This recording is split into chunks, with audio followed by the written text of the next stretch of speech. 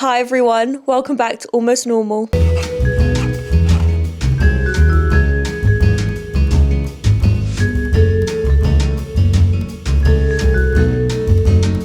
The other day, I had a very early morning meeting at like 8:50 a.m. And so the night before, I set a bunch of alarms because I really had to wake up for this meeting. It was quite important. And so I set a 7 a.m. alarm, a 7:15 a.m. alarm, 7:30 a.m. alarm, a 7:45 a.m. alarm, and an 8 a.m. alarm.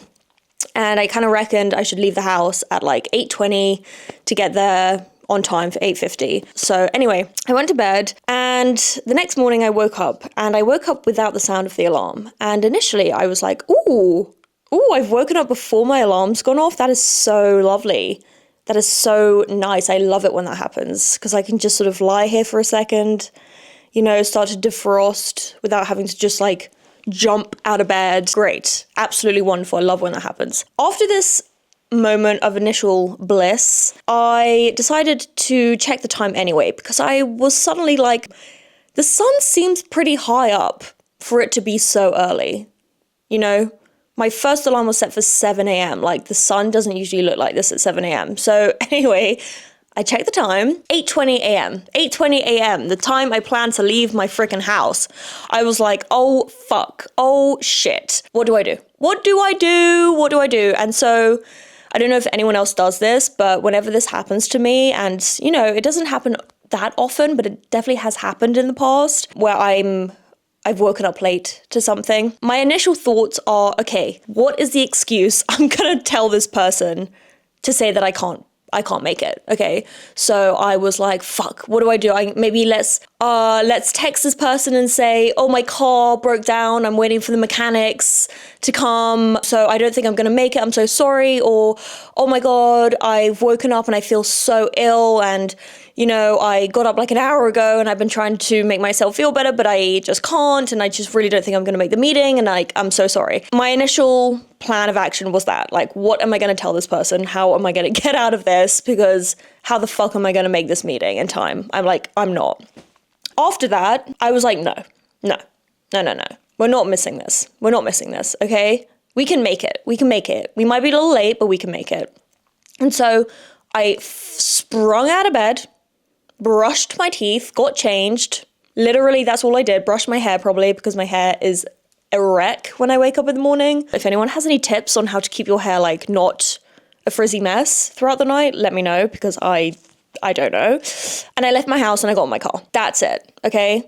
I think from being out of bed to being in my car, it was about 5 minutes. 5 minutes. 3 minutes brushing my teeth, quickly put on an outfit, little spray of some perfume so I didn't smell too bad, and then I just left the house. And I swear I am getting to my point in a second. I'm sure you're like, Rita, why are you telling us this fucking boring story? There is a point to this, and I am getting to it very soon. Just bear with me for like 2 seconds. Anyway, I drove to the meeting, and when I got to the coffee shop, I was a little bit early, by the way. Surprisingly, somehow, don't know fucking how that happened, but I was a little bit early. I got to the person I was having a meeting with a coffee, and I got us a table. It was just great.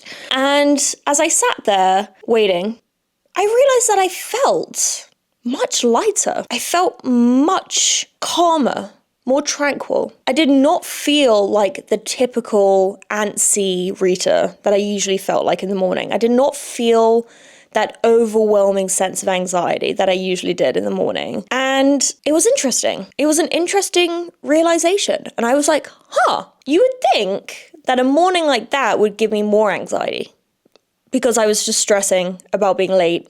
It was not like a calm, tranquil morning where I got up, could do my skincare routine, listen to some meditation, eat some yogurt. Like, I didn't have that. I was like, up, out, go, speeding slightly, get to the coffee shop, And you'd think that would give me more anxiety than I usually got, but it didn't. I felt pretty great, pretty fucking great. And it got me thinking. It really got me thinking. For anyone that doesn't know, I suffer from quite intense OCD and anxiety, quite intense debilitating OCD and anxiety. Oh, morning coffee, so good. Yeah, and I gave a little bit of an update on how that was going last week. Let's just say that the update was not a positive one. It has been going pretty shittily, if that's a word. OCD and anxiety feed off of attention, okay? The more attention you give it, the bigger it gets. And then the bigger it gets, the harder it is to sort of ignore it and say, no, I'm not listening to you today, okay? When your anxiety says, oh, you should probably drive back home and double check you lock the door, because otherwise, if you didn't, then all these people are going to go into your house and squat, and it's all going to be your fault. And they're going to steal all of your stuff, and you're going to be to blame. And if you listen to it and you go back and check, you've given it power. You've allowed it to grow. You've fed it. And so then it's going to give you another request. And it's going to get bigger and scarier requests, and it's going to have bigger and scarier stories to the request. It's going to say, oh, if you don't check this is going to happen.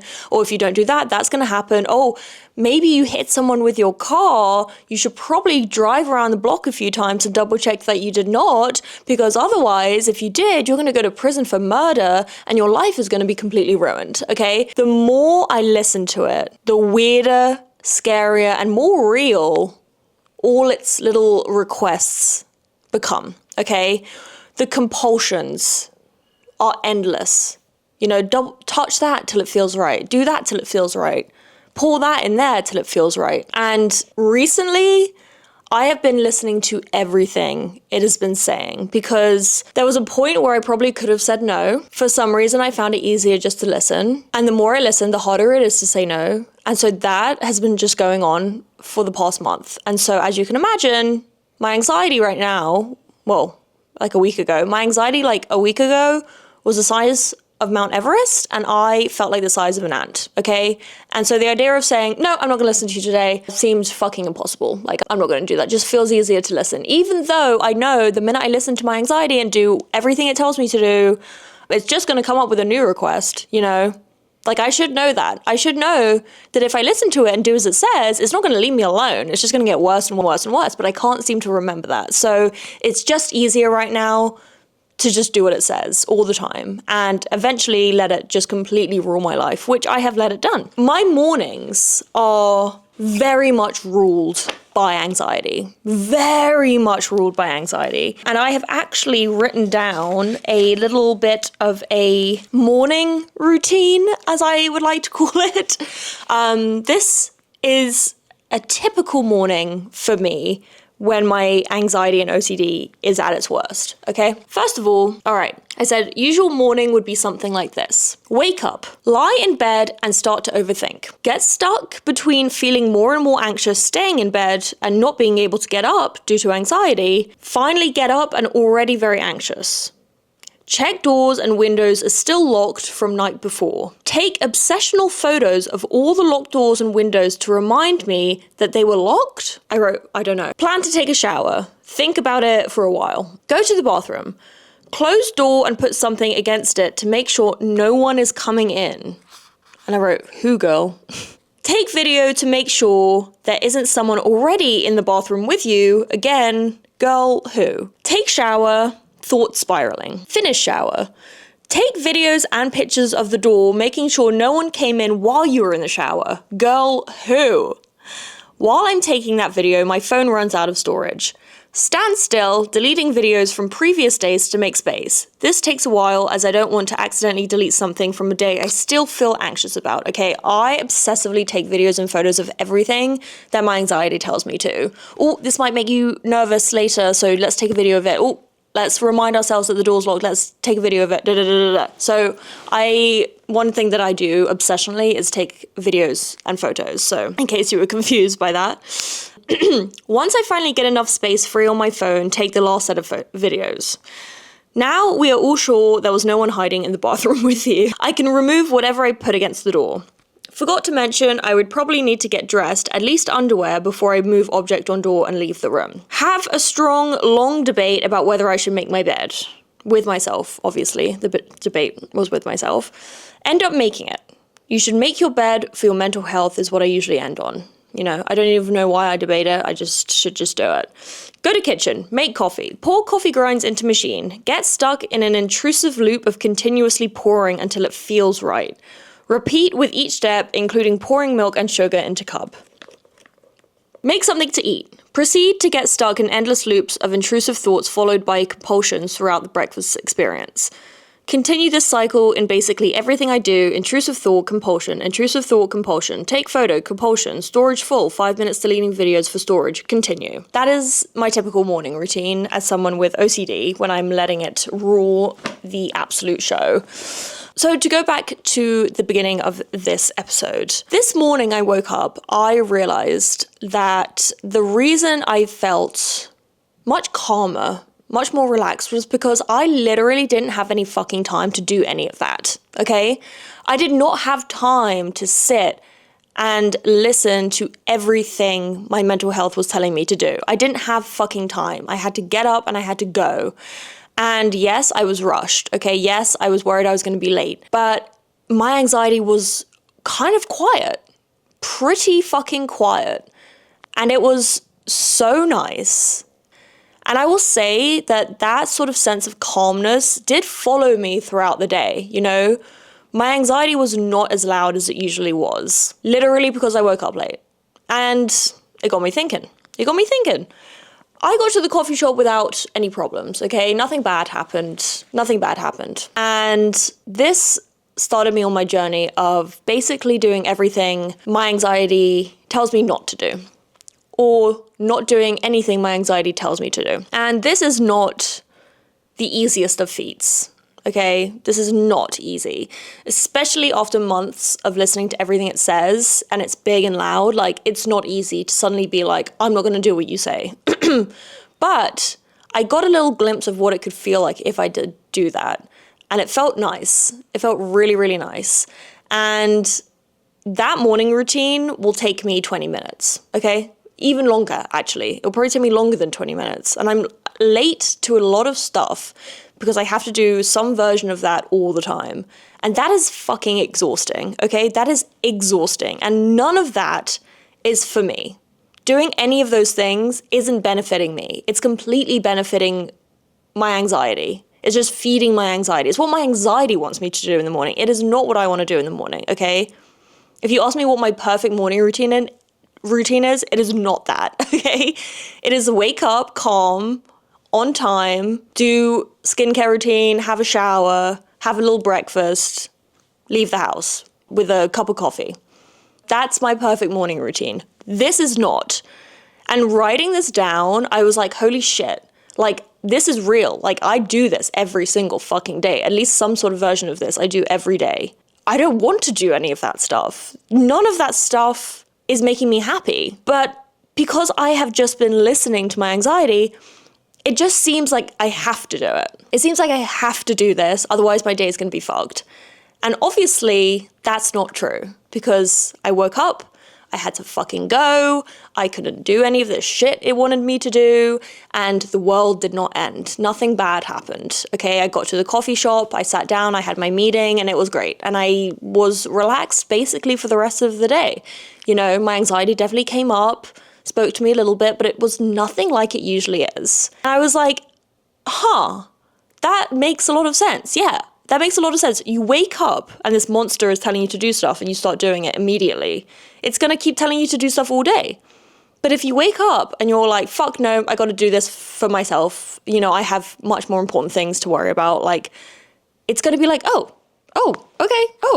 okay. You don't want to listen to me? You don't want to do okay. That morning, I confused it, okay? I confused the fuck out of it. It was like, what's going on? This is my body, okay? This is my brain. What's happening? Why is no one listening to me? And it was like shocked, okay? I think I was just shocked for the rest of the day, and I didn't really want to say much else. And I love that. Love that for you, anxiety. Shut the fuck up, okay? Just be quiet. Go on holiday. Go somewhere else. Can't. And obviously, I can't wake up late for my life every single day, okay? Because then, in another sense, I'm still living for my anxiety because I'm dictating how I wake up and live in order to go against my anxiety, but it's still not the way I want to live. You know, I don't want to wake up in panic every morning being like, fuck, I gotta go. That's not how I want to be either. And yes, maybe it'll quiet down the anxiety, but I'm still not living for myself, which is like the point of this, you know? And so I was like, okay, so I can't wake up late every day and have to be forced to jump out of bed and just ignore everything that my brain is telling me to do. And also, what about the days that I don't have anything to do? Like, how am I going to wake up late for the days that I don't have anything to do? I could wake up at 2 p.m. and I would be on time. It doesn't make a difference. So what are we going to do here? I think what this morning taught me was that I don't have to listen to everything it says. And it might make me feel better, because right now I feel like I'm going mental. I feel like I'm going mad. I'm frustrated. I'm angry. I'm anxious. I'm pissed off. Everyone is a threat, okay? Every person I walk past is a danger. The world is a scary place because my anxiety is telling me it is, but it isn't, okay? To be in this fearful state all the time is super whack. Don't recommend it at all. And to have relief from that for a second was enough for me to start pushing myself, okay? Now, going against your mental health is terrifying because it has this great way of telling you that whatever it's saying is the truth. And it's like, Jesus Christ, if I don't check this, this is going to happen. Like, I don't want to have that. So, like, the easiest thing to do is just go and check, you know? Whatever, take 2 seconds and just go check. But the request would never end. And they'll just get weirder and scarier and feel more real. And when my anxiety is really bad, the requests, the compulsions, the intrusive thoughts, all of that happen every 2 seconds, okay? So yes, maybe going to check the fridge is closed for some unknown reason takes 3 seconds to do. But that's not gonna be the end of it, because I've now fed my anxiety with attention, and it's gonna be like, oh, okay, I can get her to do all the stuff. If I just tell her scary things are gonna happen, like, let's do something else. And I'm gonna have to do that, and then that, and then that. And then my whole day has not been lived for me. So it set me on a bit of a journey, I have to say. It set me on a bit of a journey. And the journey is going against what my mental health is telling me to do, is going against it. It's almost using my anxiety as a little bit of a sounding board, a little bit of a guide to the day. Basically, whatever it tells me to do, I'm not going to do that. And everything it tells me not to do, I'm just going to go do that. And I have to say, I'm not, cured.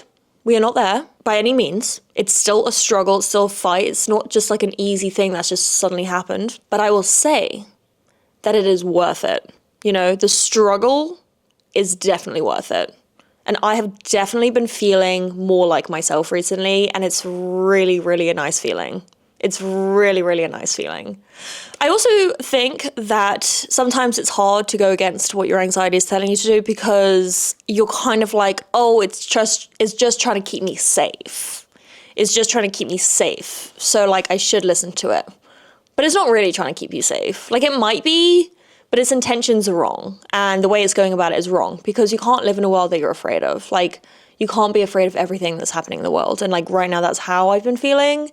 More until like a week ago, since I've been starting to do this sort of like new thing.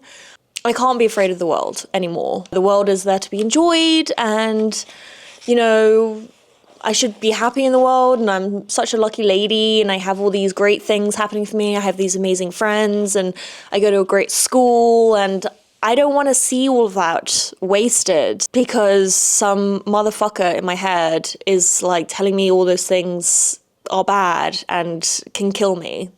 No, they can't, okay? And if they do, that would be very, very random and weird and unexpected. But it's not like, we don't have to be like that all the time, like claws out. Anyway, so yeah, I've just been sort of going against everything it tells me to do. If it tells me to put on my sweater again after I just put it on because it didn't feel right, and if I don't re-put it on, something bad's gonna happen, I just don't, I go like this. I take a deep breath and I just walk on, and that's it. And it's been feeling great. It's been feeling great. And each time it's hard. Each time it's scary, okay? Each time I leave the house and my anxiety is telling me to check the stove isn't on, even though I haven't cooked anything for like 3 weeks, like each time I drive away from that compulsion, that is not fucking easy, okay? that is not easy. Because initially, when you start ignoring your anxiety, it is going to start to scream at you. It's going to start to be really mad, okay? So when you're driving off and you didn't check the stove, it's going to be like, the whole house is going to burn down. It's going to start like putting images in your head of your whole house and your neighbor's house is on fire and it's all your fault and like, everyone's pets die, like it's all your fault. And it's going to start screaming and just like showing you images of these things happening. And to ignore those things is not easy, okay? The amount of times I've done that and have gotten halfway down the street and then been like, oof, maybe I should just drive back and check. Maybe I should just drive back and check. It's not easy, okay? It's not easy. It's horrible, actually.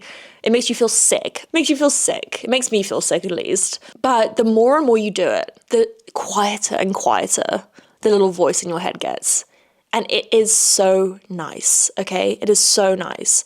My anxiety has not been wanting me to enjoy life at all.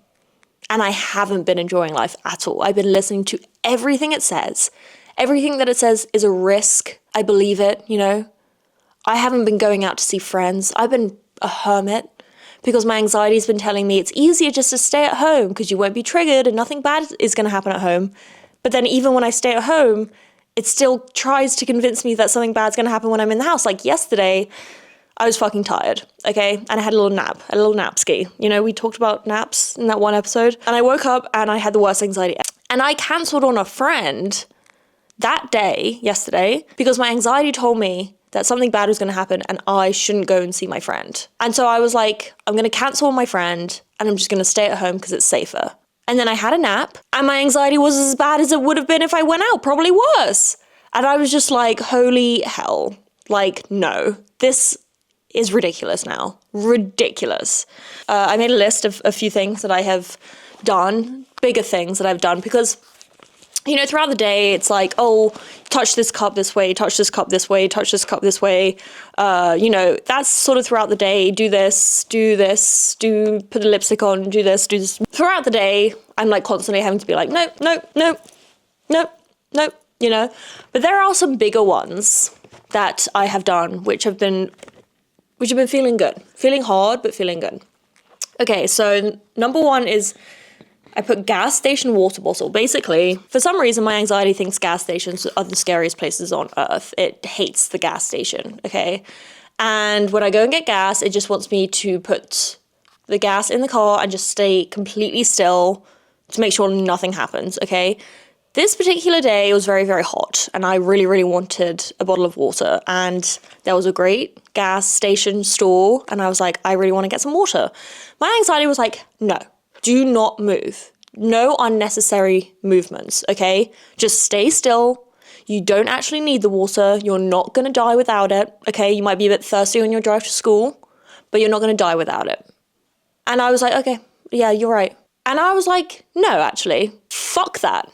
I'm thirsty, okay? And even if I wasn't thirsty, but I wanted the water, I'm going to go get it. And so I just walked straight into the gas station shop, got a little Evian, left, got in the car, and felt so fucking happy that I was driving with that bottle of water because it was hot as shit that day. And I would not have had that water, you know, that small, very small thing, that small pleasure of the day. I wouldn't have had that if I had listened to my anxiety because it wants me to be afraid of everything and it wants me to be afraid of certain things. And it was screaming at me not to go inside the shop because something might happen. And so I literally was going to just listen to it and ignore my own bodily desires because it was telling me not to go in. Anyway, I went in, I had water, and I was so fucking happy that I had that water, and nothing bad happened. So that was great. Okay, number two, hanging out with a couple friends. One was I had planned to have a girls' night, okay? I had planned to have a girls' night at my house because I was trying to step out of my comfort zone, but my anxiety was only letting me do it a little bit. So it was like, okay, you can see friends, but it has to be at your house and it has to be a group of them because you don't really want to be stuck in like a one-on-one situation because like, you know, what if the person finds you really boring and they don't want to hang out with you and then like you ruin your chances to be friends with them ever again because you're kind of anxious. Like you could do a group meet at your house. Okay. And I was like, fine, fuck you. Like, whatever, I'll do it. Over the course of the day, Everyone cancelled but one, okay? And my anxiety had said, don't want to hang out with just one person because you're not really cool enough or interesting enough to hang out with just one person, okay? You need the other people to be like buffers, you know? And so I was in a position where I had one person coming to my house now, which is what my anxiety told me I shouldn't do. And I was going to be like, okay, no, let's just cancel this. Let's just cancel. I'll just tell her that I don't feel good, you know? Let's just cancel. And I was also like, maybe she doesn't want to hang out with me because we did plan to have like a girls' night and now it's only like me and her night. And I got nervous that she was going to be like, oh God, now I feel like I have to go. I don't know. My anxiety was just like, ooh, don't worry. Like, you should worry about this. Like, let's just cancel. Like, this is not what we planned. Okay. My anxiety also really doesn't like things when they don't go to plan. And so it was like, ooh, like, I think we should just like say no and reschedule. And so the conversation initially between me and her was a little bit like, okay, maybe I might just like stay at school and work. And then I was like, no. And it was as if my brain and my fingers were different entities, but I couldn't stop myself from typing, hey, do you want to come over anyway and hang out, just the two of us? And she replied, yes, of course, absolutely, that'd be so fun. And like my heart was beating out of my chest. Okay, because my anxiety, again, had told me that what if I'm boring? You know, I've really got to like step up. I've really got to show up. And I'm, you know, not in the best headspace at the moment, so it's probably not going to go very well. But my fingers literally just typed for me, being like, hey, do you want to come over anyway? I know everyone cancelled, but like, whatever. And she replied, yeah. And she came over, and I had the best fucking night I've had in a really long time. There was no stress, no worries. We made brownies and ordered sushi and watched a TV show together. And it was one of the best nights I've had in a really, really long time. It was a friend who I had not spoken to properly in a while.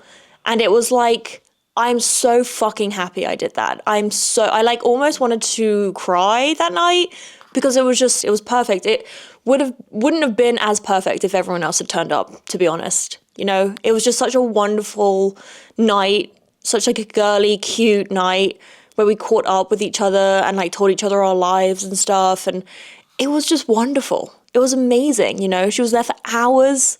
Time went by so fast. And when she left, I was so happy, so fucking happy because I had like rekindled this friendship that I just didn't feel like was like blossoming. And I am so happy. And now I have this not new friend, but now I have this new close friendship that I didn't have, you know, and I wouldn't have had if I listened to my anxiety. I wouldn't have had it. I would have cancelled, you know, and I just wouldn't have had it. And now I'm going to see her again tonight. Okay, another one was another friend hanging out situation. I was going to go to my friend's house and she was going to cook for me, and I got really, really nervous, and my anxiety was like, oh my God, you're going to go to someone else's house? What? Don't do that. No, don't go into someone else's house. Bad things can happen in other people's houses. You know, end of the story. I went, and it was great. Had a really great time. Okay, number 3 was I was making a sculpture out of clay for a really long time, a ceramic sculpture, and it got ruined. It fell in on itself because it got too heavy on the top, and my anxiety was like, you should just throw that in the trash because it's not going to look good. You're going to have to show it on your final day of class. It's going to be embarrassing because it looks like that. There's no salvaging it. Like, we're not going to do it. And bear in mind, I had spent weeks and weeks and weeks on this fucking sculpture. And then on the last day, it like caved in on itself and I wanted to cry. And I may have actually cried a little bit. And my anxiety was like, just throw it in the trash and just, you know, quickly make something else. And I was like, okay, yeah, you're right. You're probably right. This is embarrassing. No, actually, no, you know, it's an experiment. I'm in school to be able to experiment. And this is the definition of an experiment. Okay. I'm going to just pull her head back up, somehow connect it to the body once again, because it just literally came completely off her body. It was like a bust. And I'm going to try and salvage it, you know? And we're just going to see what happens. And yes, I'm going to have to show in the final. Who cares, okay?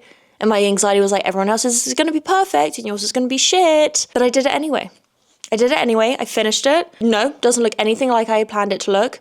But I don't mind. And also, when did I have class? On Tuesday, I wheeled her out, you know, and I was a little bit embarrassed. I was like, oh God, she fell in. But like, I tried to do something with her.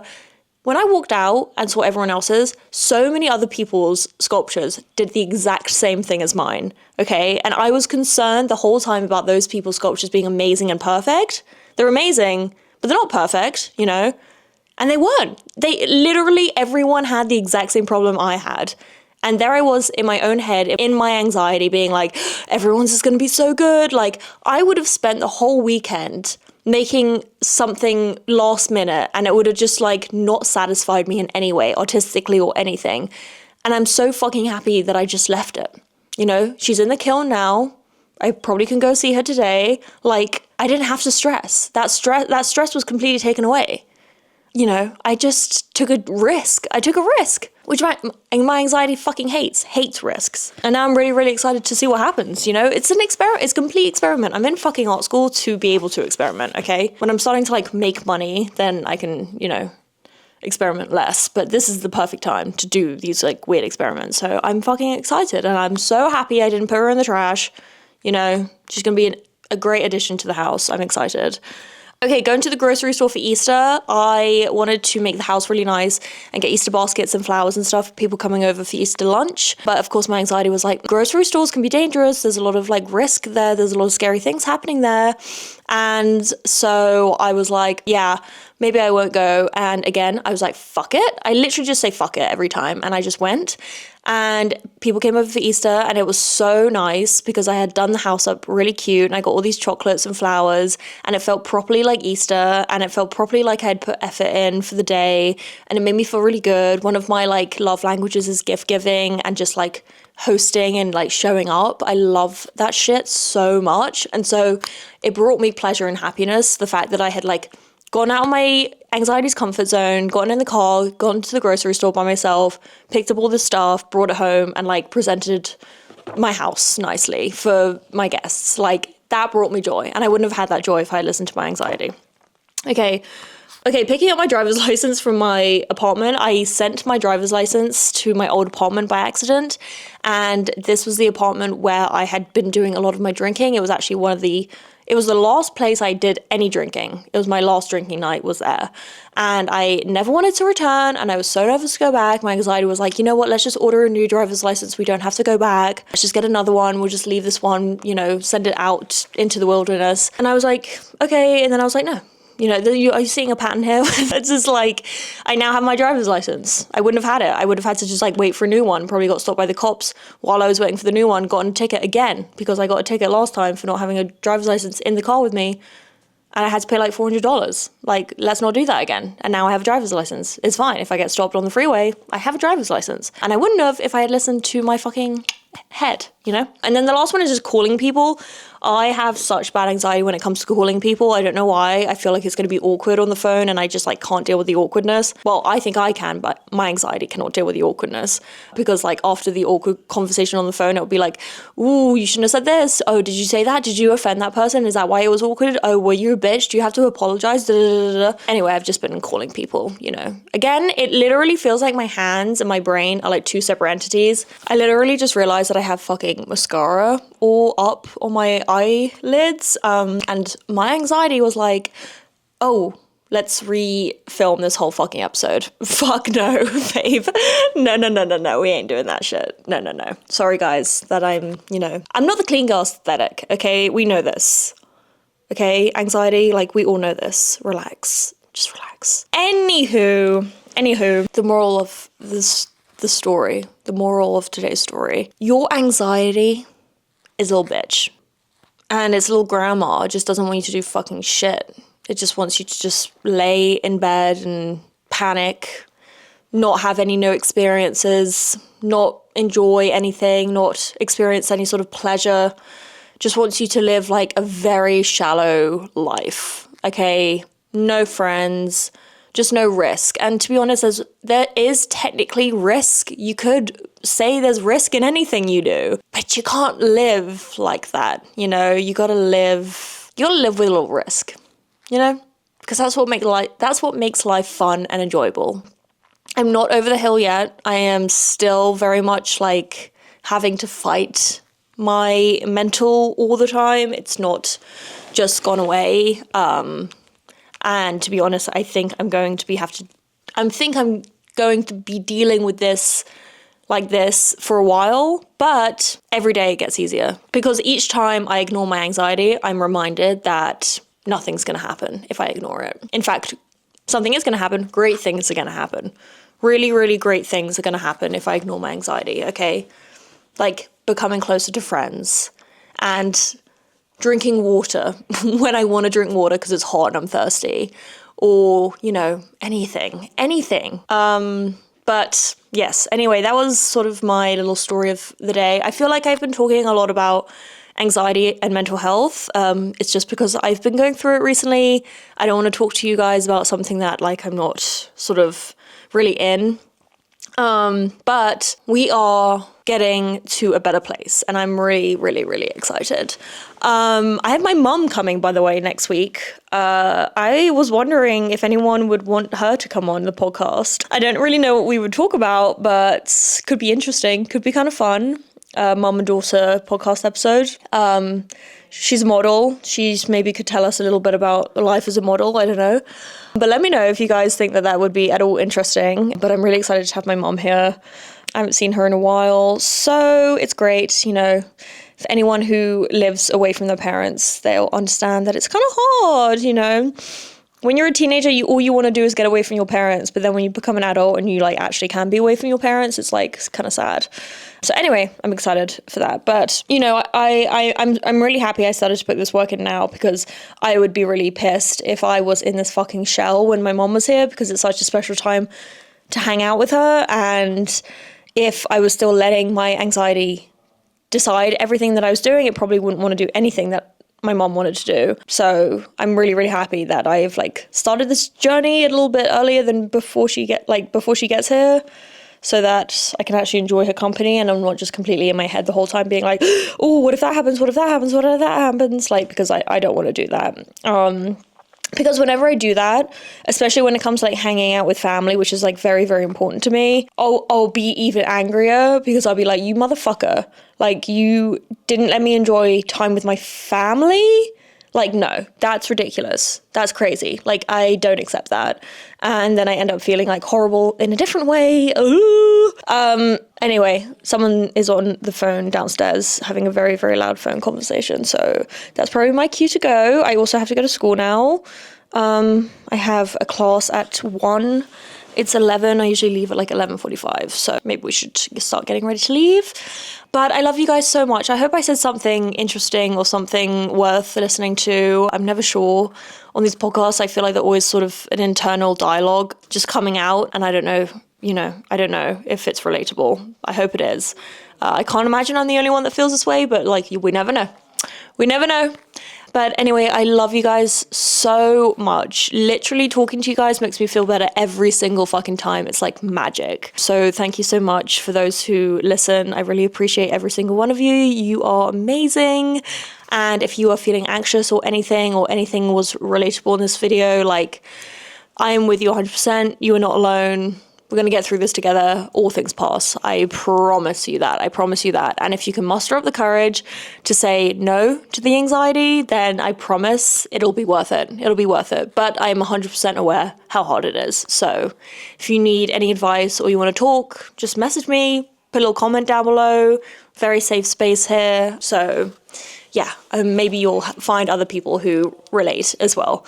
So anyway, I love you guys so much. Oh, if you haven't subscribed, please make sure you do. It's super helpful to me and you can see anytime I post anything. And so yeah, that's it. I love you guys so much and I will see you next time. Okay, love you.